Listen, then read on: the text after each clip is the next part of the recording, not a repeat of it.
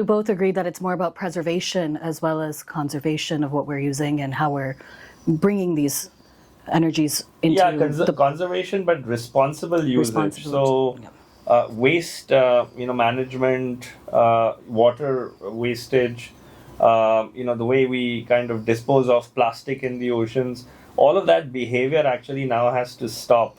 So on that note, I would like to talk about the urban middle class as that's growing and growing. I mean, places like Bangalore are having electric mobility as something. There's more walkable cities that are being built. And how can the middle class help further educate themselves? How can they further apply what is required to preserve and conserve our climate? Yeah, I think the middle class is a huge contributor. And if you brought up the city of Bengaluru, in fact, Bengaluru, India's GDP per capita right now is $2,600. But Bangalore, the GDP per capita of Bangalore is $25,000. That's one city which is leading from the front in adoption of any new technology. So that's the that's your Palo Alto or San Francisco of India.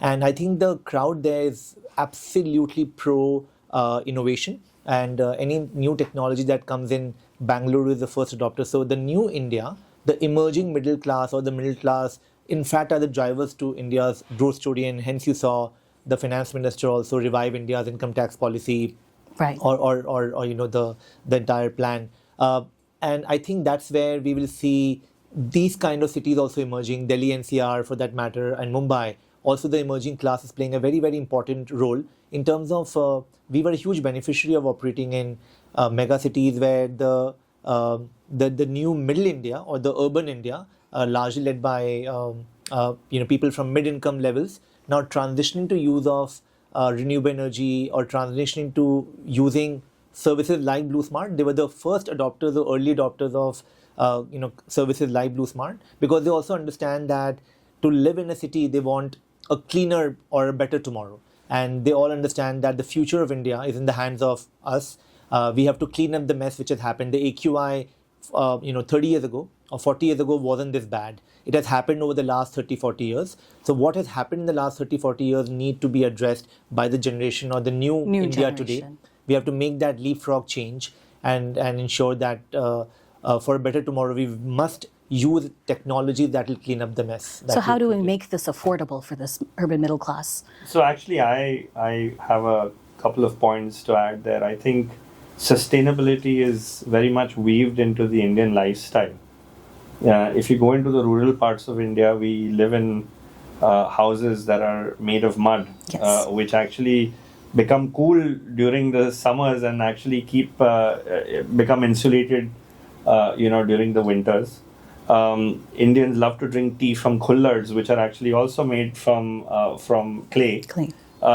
We drink water from wells. We don't use huge amounts of fertilizers in the villages, and the produce that we consume in the villages is so much more tastier. Actually, it's the upper classes that need to learn a thing or two from the middle classes of India on how to live a sustainable lifestyle.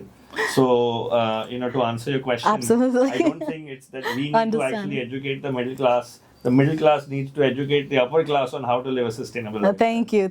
On that note, I just have one last question for both of you, kind of like a rapid fire. 3 words that you would like to say that defined your entrepreneurial journey for all of those that are aspiring in the entrepreneur journey, especially in the climate vertical. Okay, so you want to go with first? The entrepreneurial journey. 3 words. 3 words, yeah. So I think resilience, patience, and temperament. I think if you have a mix of all these 3 things, I think you can sustain any good or bad times. Yeah.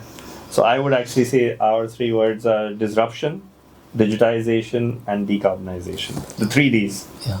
So make it, break it, repair it, and stay resilient. You've heard it from both Mr. Punit Goyal and Mr. Sandiip Bhammer. Let's collectively make this place, this planet, our home, Mother Earth, a better place to be. And let's accelerate our green future together. Yes. Absolutely. On that note, thank you again, both of you, Thanks. for joining us at S4 Media. Thank you.